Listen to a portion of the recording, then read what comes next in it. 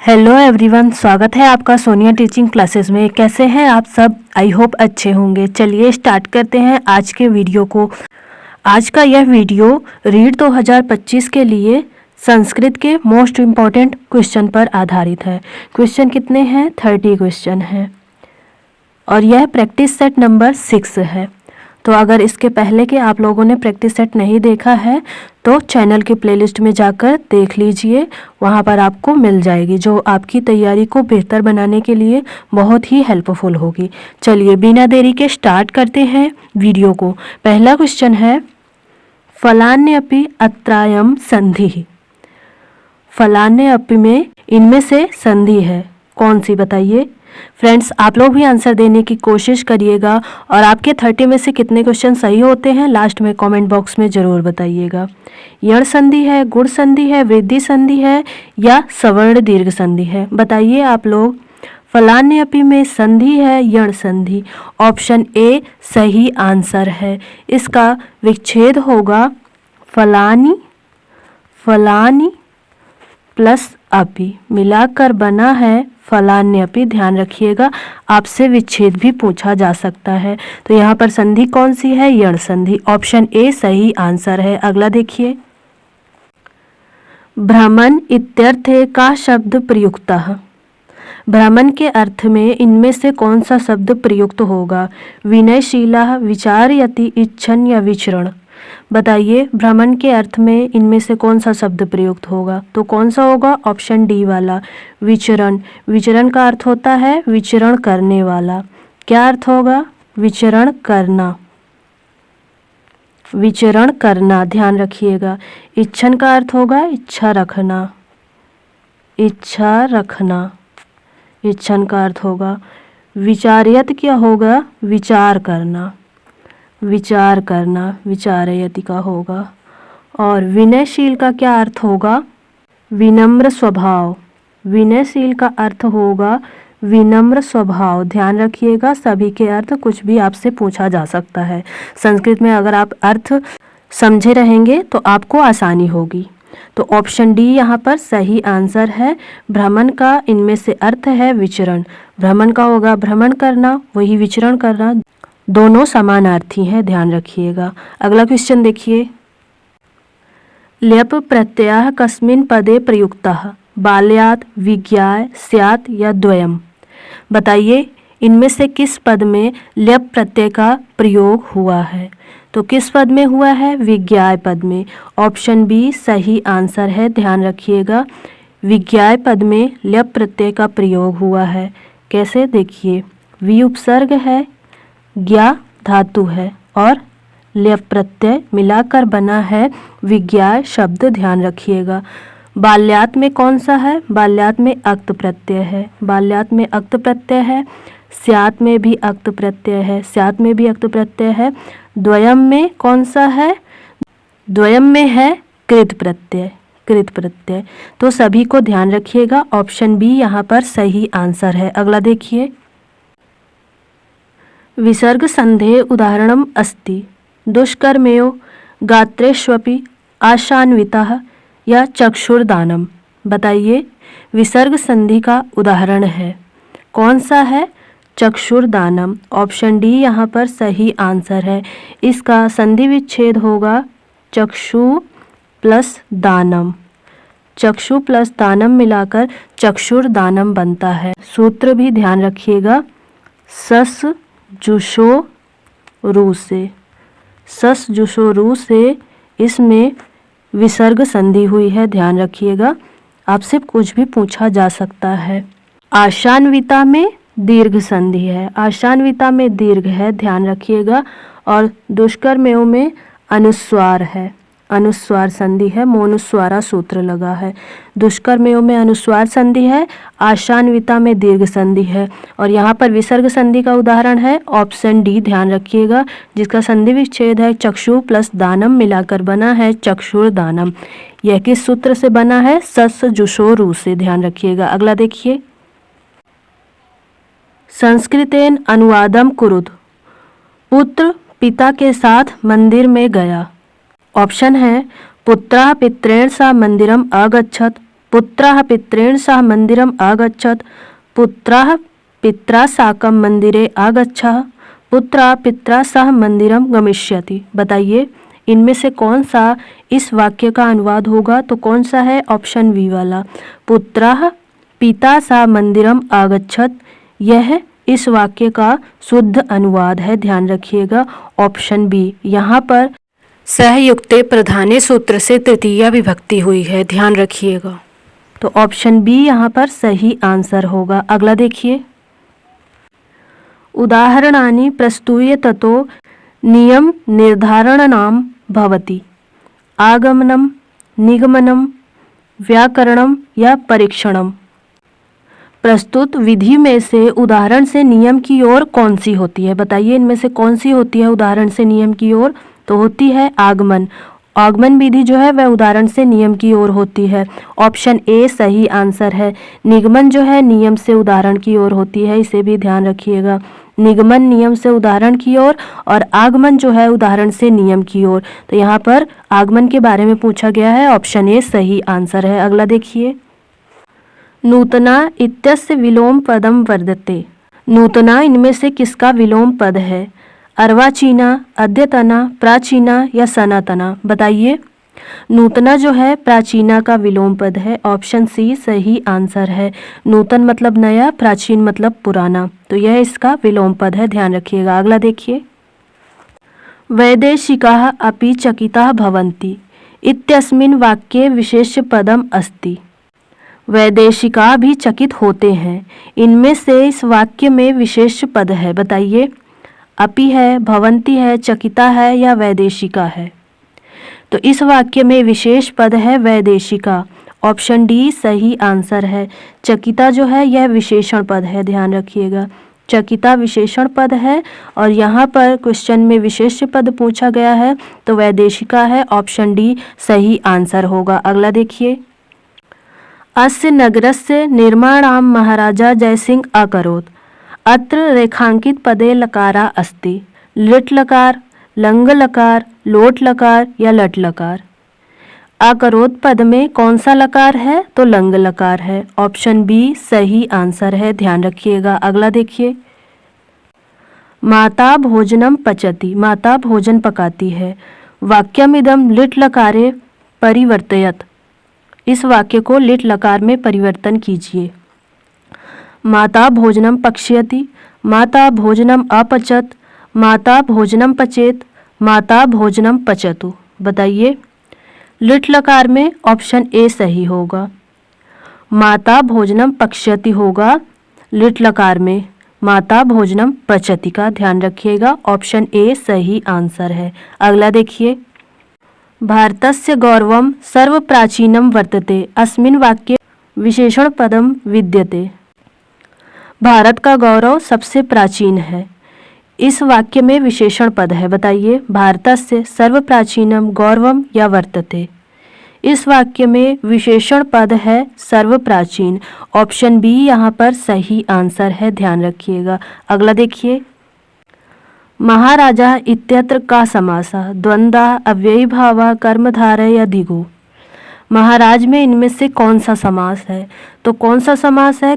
कर्मधारय समास है, ऑप्शन सी सही आंसर है। इसका समास विग्रह होगा महान चासौ राजा। महान चासौ राजा, ध्यान रखिएगा, समास विग्रह भी आपसे पूछा जा सकता है, तो ऑप्शन सी सही आंसर है। महाराजा में कर्मधारय समास है। अगला देखिए, संस्कृतेन अनुवादम कुरुत। राजा राज्य की रक्षा करेगा। नृपः राज्यम रक्ष्यति, नृपेण राज्यस्य रक्षा करिष्यसि, नृपः राज्याय रक्ष्यति, राजा राज्यम रक्ष्यामि। बताइए इनमें से कौन सा इस वाक्य का शुद्ध अनुवाद होगा? तो इस वाक्य का शुद्ध अनुवाद है ऑप्शन ए वाला, नृपः राज्यम रक्ष्यति, ऑप्शन ए इस वाक्य का शुद्ध अनुवाद है। अगला देखिए, तावपि इत्यत्र संधिर अस्ति। तावपि में इनमें से कौन सी संधि है? पूर्व रूप संधि, अयादि संधि, यण संधि या वृद्धि संधि। बताइए तावापि में संधि है अयादि संधि, ऑप्शन बी सही आंसर है। इसका संधि विच्छेद होगा तव प्लस आपी। तव प्लस अपि मिलाकर बना है तावपि, अव का आव हो गया है। यही तो होता है ना अयादी संधि में। ऑप्शन बी सही आंसर है। अगला देखिए 44। एताम संख्या संस्कृतेन लिखत। चतुश्चत्वारिंशत्, चतुश्चत्वारिंशत्, चत्वारि चत्वारिंशत्, चतुर्चत्वारिंशत्। 44 के लिए इनमें से कौन सा संस्कृत में शुद्ध है, बताइए कौन सा शुद्ध है। तो ऑप्शन बी वाला शुद्ध है। 44 के लिए संस्कृत में होता है चतुश्चत्वारिंशत्। ध्यान रखिएगा, ऑप्शन बी सही आंसर है। अगला देखिए फ्रेंड्स, अगर आप लोगों को वीडियो पसंद आ रही तो वीडियो को लाइक कीजिए, अपने दोस्तों के साथ शेयर कीजिए और चैनल को सब्सक्राइब कीजिए। माहेश्वर सूत्रेषु एच प्रत्याहारस्य उचित क्रमः वर्तते। ए ओ ऐ ओ ए औ ए औ ऐ ओ। बताइए महेश्वर सूत्र के एच प्रत्याहार का इनमें से कौन सा उचित क्रम है। तो कौन सा है, ऑप्शन ए ओ ऐ ओ होता है एच प्रत्याहार में। प्रत्याहार कितने होते हैं, 42 होते हैं। ध्यान रखिएगा, प्रत्याहारों की संख्या 42 है और महेश्वर सूत्र कितने हैं, 14 हैं। महेश्वर सूत्र 14 है। आयोड़िलिक एयोंग एओच वाला, ध्यान रखिएगा। ऑप्शन ए यहाँ पर सही आंसर है। अगला देखिए पूर्णतया छात्र व्यक्तित्वं मापयितुं शक्यते दर्शनेन, मूल्यांकनेन, भाषणेन या कथाकथेन। छात्र के व्यक्तित्व को पूर्णतया किसके द्वारा माप सकते हैं। तो किसके द्वारा माप सकते हैं, मूल्यांकन के द्वारा। ऑप्शन बी यहाँ पर सही आंसर है। ध्यान रखिएगा। अगला देखिए विद्वल्लोकः इत्यस्य संधि विच्छेदम कुरुत। विद्वल्लोकः का संधि विच्छेद करिए। विद्वत्लोकः, विद्वतालोकः, विद्वत आलोकः, विद्वल्लोकः। बताइए तो यहाँ पर विद्वल्लोकः का संधि विच्छेद जो सही है वह है ऑप्शन ए वाला, विद्वत्लोकः। इसमें संधि कौन सी है, व्यंजन संधि है। संधि का नाम भी ध्यान रखिएगा, व्यंजन संधि है। सूत्र है तोरली सूत्र से व्यंजन संधि हुई है। कौन से सूत्र से व्यंजन संधि हुई है, तोरली सूत्र से। ध्यान रखिएगा, तोरली सूत्र से व्यंजन संधि हुई है विद्वत्लोकः शब्द में। तो इसका संधि विच्छेद सही है ऑप्शन ए वाला। अगला देखिए साहित्य शिक्षणे किम सर्वाधिकं महत्वपूर्णं। शब्दकोशः, पाठस्य संदर्भः, सम्यक उच्चारणं, छंदः ज्ञानम। साहित्य शिक्षण में क्या सर्वाधिक महत्वपूर्ण है, बताइए। साहित्य शिक्षण में सर्वाधिक महत्वपूर्ण है पाठ का संदर्भ सहित ज्ञान। साहित्य शिक्षण में सर्वाधिक महत्वपूर्ण है पाठ का संदर्भ। ऑप्शन बी यहाँ पर सही आंसर है। ध्यान रखिएगा। अगले देखिए अधिगमन अंतर्गत विभिन्न क्षेत्रेषु किम क्षेत्रम उच्च स्तरीय चिंतनेन संबद्धम। स्मरणात्मकम, अवबोधनात्मकम, मूल्यांकनात्मकम, अनुव्यवहारात्मकम। बताइए अधिगमन के अंतर्गत विभिन्न क्षेत्रों में कौन सा क्षेत्र उच्च स्तरीय चिंतन से संबद्ध है। बताइए कौन सा क्षेत्र है जो इनमें से उच्च स्तरीय चिंतन से संबद्ध है। तो कौन सा है, मूल्यांकन क्षेत्र है। ऑप्शन सी सही आंसर है। ध्यान रखिएगा, मूल्यांकन के द्वारा हम विभिन्न क्षेत्रों के उच्च स्तरीय चिंतन के क्षेत्र को जान सकते हैं। ध्यान रखिएगा, ऑप्शन सी यहाँ पर सही आंसर है। अगला देखिए नए तत्पुरुष समासस्य उदाहरणम किम। शीतल सलिलम, अनुद्वेगकरम, प्रियहितम या राग समम। नए तत्पुरुष का उदाहरण है, इनमें से कौन सा है। तो कौन सा है, अनुद्वेगकरम। ऑप्शन बी सही आंसर है। नए तत्पुरुष क्या है, समझिए, जिसका पूर्व पद निषेधार्थक यानी निगेटिव अर्थ में हो और जिसमें आ या अन शब्द का प्रयोग होता हो तो वह नए तत्पुरुष समास कहलाता है। ध्यान रखिएगा। तो यहाँ पर क्या अन शब्द दिया गया है ना, अन उद्वेगकरम, तो अन आ गया है इसलिए नए तत्पुरुष समास हो गया है। ऑप्शन बी सही आंसर है। एक बार फिर से समझ लीजिए, जिस समास में पूर्व पद में निषेधार्थक होता है और उसकी शुरुआत आ या अन शब्द से होती है वह कहलाता है नए तत्पुरुष समास। ध्यान रखिएगा। अगला देखिए अव्ययम इत्यस्य अपर नामम किम, विकारी पदम, अविकारी पदम, क्रियापदम या विशेषणम। अव्यय का इनमें से अपर नाम यानी दूसरा नाम क्या है? तो क्या है? अविकारी पद है। अव्यय मतलब जिसका व्यय ना हो, जिसका व्यय ना हो यानी जिसमें विकार ना हो। तो ऑप्शन बी यहाँ पर सही आंसर है, ध्यान रखिएगा। अगला देखिए, कस्मिन् पदे दीर्घ संधि अस्ति नास्ति चैव वाङ्मयम मधुर भाषिणी। किस पद में दीर्घ संधि है? बताइए। इनमें से जिस पद में दीर्घ संधि है वह है नास्ति। ऑप्शन ए सही आंसर है। इसका संधि विच्छेद होगा ना प्लस अस्ति, ना प्लस अस्ति मिलाकर बना है नास्ति। चैव में वृद्धि संधि है। कौन सी संधि है? वृद्धि संधि है, ध्यान रखिएगा। तो ऑप्शन ए यहाँ पर सही आंसर है, नास्ति पद में दीर्घ संधि है। अगला देखिए, डा वर्णस्य उच्चारण स्थानम अस्ति कंठ, नासिका, तालु या मूर्धा। डा वर्णस्य उच्चारण स्थानम अस्ति, बताइए इनमें से कौन सा है? डा वर्ण का उच्चारण स्थान तो कौन सा है? ऑप्शन डी वाला मूर्धा है। इसका सूत्र क्या है? ऋतु रसाणाम मूर्धा, ऋतु रसाणाम मूर्धा, इसका सूत्र यह है। इसके माध्यम से आप याद रख सकते हैं कितने वर्णों को, समझिए। री आ गया, टू से पूरा ट वर्ग आ गया, ट ठ ड ढ अड़ा, और रा आ गया और षटकोण वाला सा। इतने वर्णों का उच्चारण स्थान मूर्धा है, ध्यान रखिएगा। तो यहाँ पर डा पूछा गया है, ऑप्शन डी सही आंसर है। अगला देखिए, फ्रेंड्स आप लोग कहते हैं कि एक ही टॉपिक से कई क्वेश्चन क्यों लेती हैं आप। तो फ्रेंड्स ये प्रैक्टिस सेट है। अगर आप एक टॉपिक से 2-3 क्वेश्चन सॉल्व कर लेंगे तो आपकी तैयारी में कोई कमी नहीं आ जाएगी। आप यहाँ पर एग्ज़ाम नहीं दे रहे हैं, प्रैक्टिस कर रहे हैं। तो आप लोग थोड़ा समझिएगा, एक टॉपिक से अगर मैंने 2-3 क्वेश्चन ले लिए हैं तो उसमें आप लोग बहुत ज़्यादा कमेंट करने लगते हैं कि एक ही टॉपिक से 2-3 क्वेश्चन क्यों लेती हो। तो ऐसा नहीं है, ये सिर्फ प्रैक्टिस है, एग्ज़ाम नहीं है।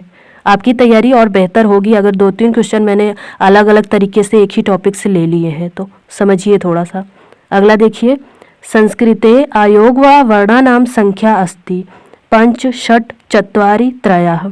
संस्कृत में आयोग व वर्णों की संख्या है चत्वारि यानी 4।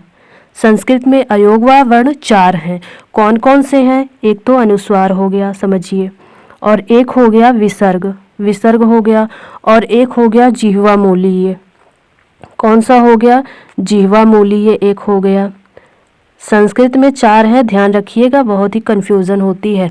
एक जिह्वा मूलीय हो गया, एक हो गया उपधमानीय, उपधमानीय हो गया। ये 4 हैं अयोगवाह संस्कृत में, ध्यान रखिएगा। यहाँ पर ऑप्शन सी सही आंसर है। चत्वारि, चत्वारि अयोगवाह संस्कृत में है यानी 4 हैं। तो ऑप्शन सी सही होगा। कौन कौन से हैं? एक अनुस्वार है, एक विसर्ग है, एक जीवा मूली है, एक उपधमानीय है, ध्यान रखिएगा। अगला देखिए, निश्चयार्थकम अव्ययो अस्ति। निश्चय अर्थ वाला अव्यय है, कौन सा है? अधुना, संप्रति, खलु, अधि। इनमें से कौन सा निश्चय अर्थ वाला अव्यय है? तो कौन सा है? ऑप्शन सी।